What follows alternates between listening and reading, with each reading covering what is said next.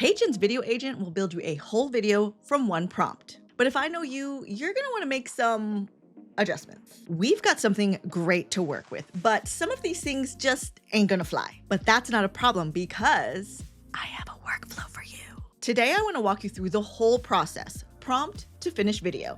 And I'm gonna show you exactly how you can make sure you end up with a video you are proud of. Hey friends, Mary Lou here, and this is Starting with HeyGen. Here's the plan. We're going to start in Video Agent, get a real video out of it, then walk it into AI Studio to fix all the things that could be better. And of course, I am here to hold your hand through the whole adventure. I'm going to build a listing video for a real estate agent today because a lot of you have been asking, and honestly, it is a perfect example of a video where the details have to be right. Quick vocabulary because you know we love a vocab lesson. The video agent is the one you talk to. You describe the video, it builds it. AI Studio is the one you make edits in yourself. It's the full editor, it is glorious, and we spent a whole episode in there. The link is in the description. Here's the big difference between the video agent and AI Studio. Those are two completely different types of editing. Knowing which is going to make the whole process make so much more sense. Let me show you where to start. Look at this menu. Video agent, scene by scene, single scene. That's not a random list. That is HeyGen telling you how much of the work you will hand over. All the way at the top, video agent. You hand over everything. Further down, you're building it yourself. Most people will pick one and they'll stay there forever. But since you are with me, you're not scared to try new things, right? Right. This is the fastest way to a good video. Let the agent do the heavy lifting, then you put your sparkle on it. First thing, see this? My avatar, my voice, already loaded. It knows who's presenting before I've typed a word. If you need to change this would be when you would make those choices. And this little dropdown, very important. Autopilot just goes and builds. The other one lets you have some back and forth clarification before the work moves forward. I truly do love some clarity in a collaboration. You know what I'm saying? I want the plan. I want to see what it's thinking before it commits. Now watch how I'm asking. Who is on screen and who is it for? What the video actually does, the shape of it, not just the topic, where we are, how should it feel, and the specs. How long, what format. Who, what, where, how, and to spec. 5 parts. We did a whole episode on this, prompting it like a director instead of treating it like a search bar. You're not asking for a video. You are being very clear about the direction you want the video to take. And look, it doesn't just run off on its own. It checks in and it makes sure we're aligned before it builds. That's the part that I actually love. Always rather it ask than guess. And here's the plan. Not a video yet, a blueprint. Every scene, the voiceover for it, and what's on screen. Length, orientation, language, captions,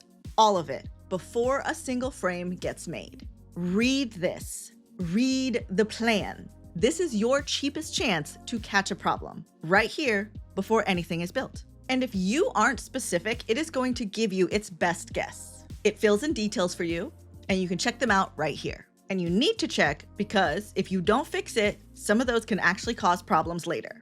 Let's take a look at this footage. This is stock, it's generic. And for a listing video that matters so much because the house that isn't the house is gonna be a problem. And the look, it shows colors, it shows fonts. You might wanna make sure it is exactly what you want. Now, none of this is a mistake. Everything is a reasonable guess. But those might be choices about my video that I didn't make, and the only reason I know about them is because I read the plan instead of hitting go. And as always, we want to set it up for success. So let's fix what we need to. And there are 2 completely different ways to do it. While that builds, it shows you its work, every step. Does anyone else find that oddly satisfying? Let me know in the comments because I know I cannot be the only one. Okay, there's our video. Now the first way to change it is the easy way. You just ask. I didn't like that it opened on my face. For a listing video, I want people looking at the house first and not me. I type in my request and that's it. It recut it with the house first, me second. It didn't just move a clip, it restructured the video around what I asked for. So that's your first tool. If you can say it in a sentence, just say it in a sentence. Length, order, tone, what's on screen, take the captions off, all of that. You can just ask for it. But some things are just better for you to do yourself. And that's where this gets interesting. See this? Edit a copy in AI Studio. That's the bridge to the whole dashboard of tools you can use to improve your video. But read this warning, it's important. The agent won't be aware of edits you make in the AI Studio. Any changes made there will not be reflected in the agent's context. It means this door only swings one way. The second you walk through, the agent stops knowing what your video looks like. You can't go back and you can't ask it for anything else. It essentially turns into a whole new thing. So here's the rule. Everything you can ask for it first. All of it. Get the structure right while it's still a conversation. Then you cross over, and you cross over last. I say we're ready to cross over to AI Studio. Okay, let's see what made it through. Script on the left, every scene, word for word. Scenes along the bottom, my music track, still there. My text overlays, still there. Vertical, like it planned. It all came through with nothing to rebuild. Now let's do the thing I actually came here for. Look at that. The single most important thing in the whole video is sitting directly across my face. Rude. Now, I could have asked it to move in Video Agent, but things like this, I prefer to just do myself. So we go to layers, and there they are.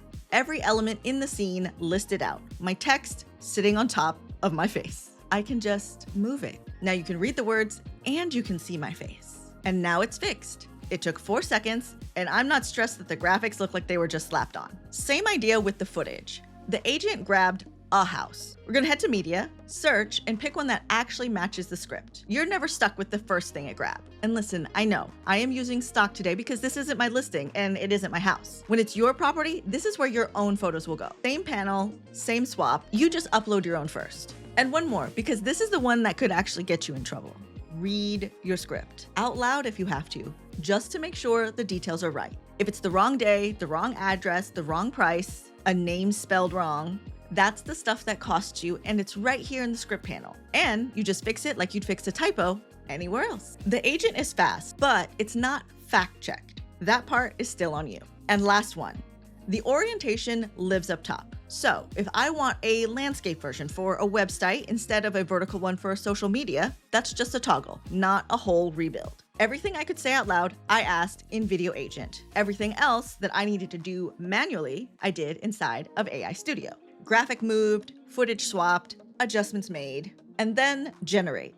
Top right, same as always. It renders the whole thing and lands in your projects ready to download. So the whole workflow, prompt it like a director, read the plan before it builds, anything you can say out loud, ask the agent for while you still can.